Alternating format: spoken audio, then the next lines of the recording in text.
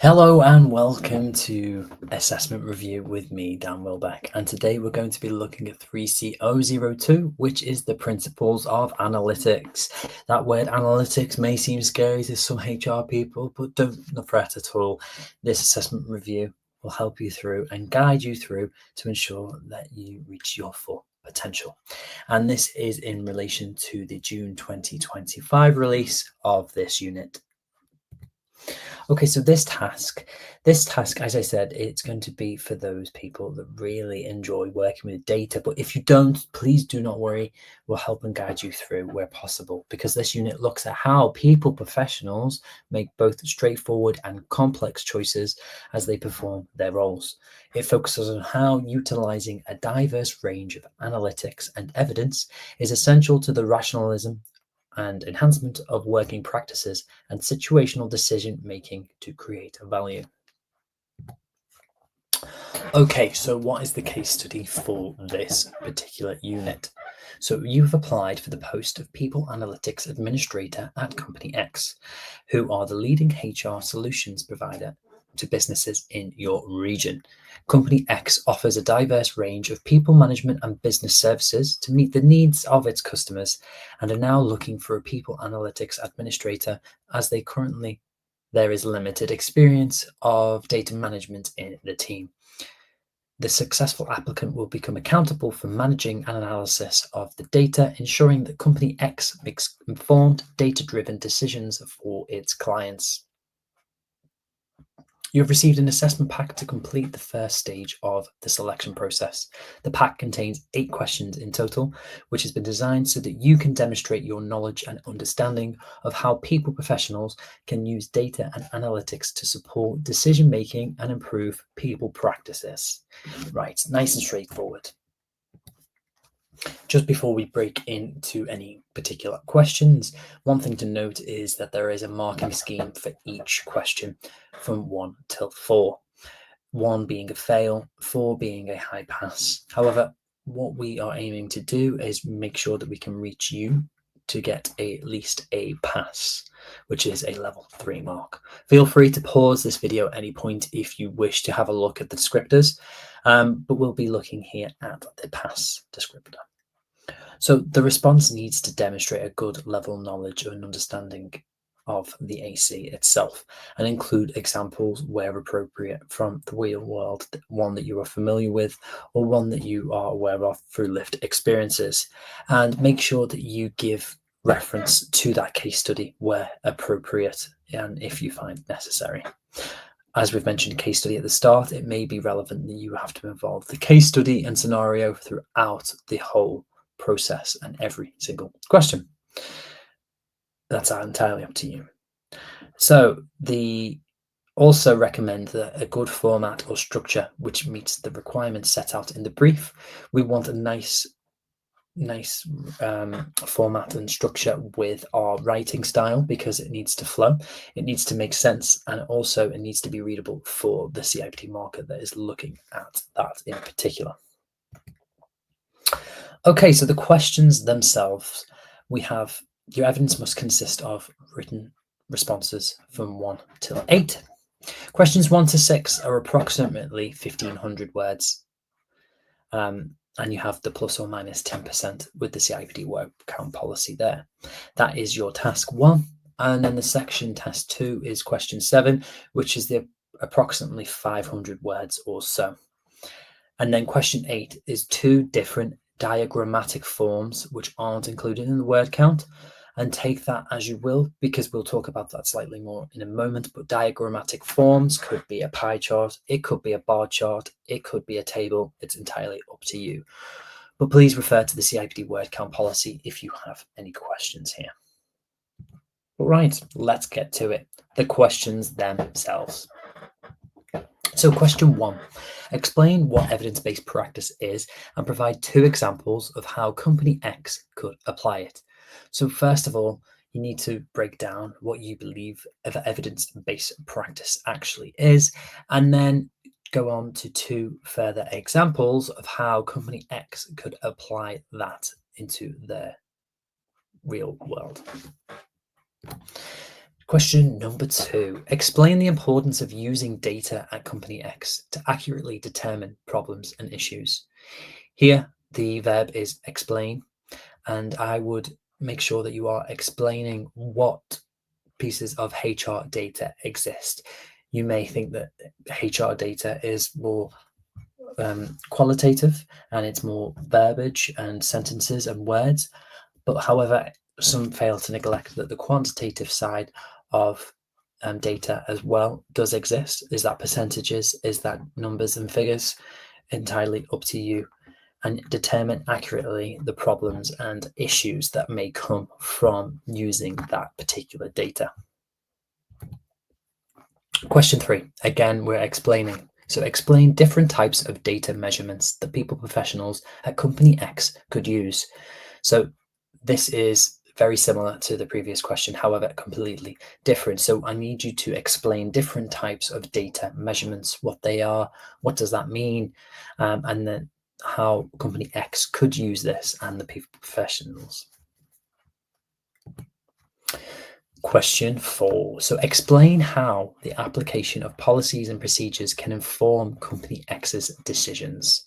So policies and procedures exist for a reason. They're not just there to just be written and then they're filed away and never to be seen again. They're actually, companies do use them to drive with how they operate and how they make decisions. So I need you to explain how that is and how it can inform company X's decisions. Do they have a monitoring policy that covers AI, for example, or is there something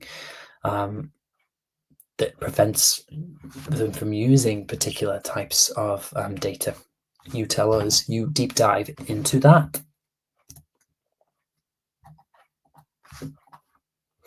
And it's nice to just have a little stop, reflect, and think that we do have the CIPD bite size available.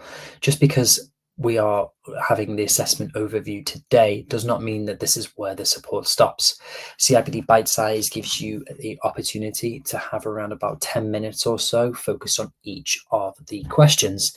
You can then take a big chunk out of this question and may be able to make your response based on things that may resonate with you or they may not, and it'll help you guide you down a path with some recommended readings and some fictitious scenarios. Okay, back to the questions. So we've got question 5. Explain how people professionals at company X can create value for their people, their organization, and their wider stakeholders. So there's 3 action points that this can be easily broken down to with the verbiage explain that we need to address. About creating value for people, for their organizations, and for their wider stakeholders. Some may confuse organizations and wider stakeholders as the same. However, please note they are not. We want you to be able to look at who are the stakeholders for this business, as well as the organization, the business itself, and their people. All right, question 6. Imagine that you've been successful in your application. Amazing. For the role at company X. Summarize the ways which you can be customer focused and standards driven in your new role, drawing on your previous experience as necessary. For me here, I would easily break this down into 2 action points. We're looking at the verbiage summarize. So we want to summarize how we are customer focused in our previous experience, how we are standards driven in our previous experience. And if you don't have any HR experience, that's okay. You may have experience of working as a team in school on a project, or you may have experience of working in an administrative role or any other role working in hospitality or retail where you have been customer focused and standards driven. It's okay to apply that in your own context. Now we move on to the second part of the assignment, and now you have an Excel table which is inserted, and it shows the hours of overtime worked over a 4-week period for company X's clients, Blue Mountain Patisserie. Your task here is to calculate the average number of overtime hours worked by each employee during the 4-week period. Calculate the average overtime hours as a percentage of the normal working hours, and analyze the results and provide written comments on any issues that the data has revealed, suggesting potential problems and or solutions. So to calculate a percentage, you need to divide that part by the whole and then multiply that by 100. But please feel free to drop into the bite size for a little bit more information on this. You can see that the table from the Excel sheet has been inserted on the right hand side of this screen here. And you can see here that they have week 1, week 2, week 3, week 4, and the normal working hours. You need to calculate the average number of overtime hours as a percentage of normal working hours and during the 4-week period. Remember, you do have 500 words as well, where you can analyze the results and provide written comments on any issues that you may find. Talk pro or against the data that you have here. This is your opportunity to showcase what this data means to you. And then lastly, present your findings using at least 2 different types of diagrammatic forms. So example of this could be pie charts, bar charts, or line graphs to make the information easier to understand.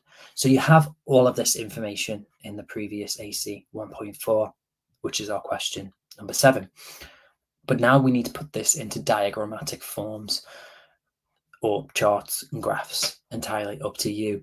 Because let's say that we enter into the real world. In the real world, we'll be using bar graphs, pie charts more often than we would a table of information, just because that's more visually appealing and easier to understand the data from at first glance. So you need to ensure that that makes sense. It's interpreted in 2 different formats as well. So with that, please don't be using 2 pie charts or 2 bar graphs or 2 line graphs. We want at least 1 diagrammatic form. It's not to say that pie charts, bar graphs, and line graphs are the only ones that are out there. However, we would like you to deep dive into and use your creative side to present this findings and this information. Okay, so one last glance again at the bite size. Some things may seem overwhelming, but however, it's really just interpreting a small amount of data and talking about that data as you would in a conversation or in the real world, in the world of work.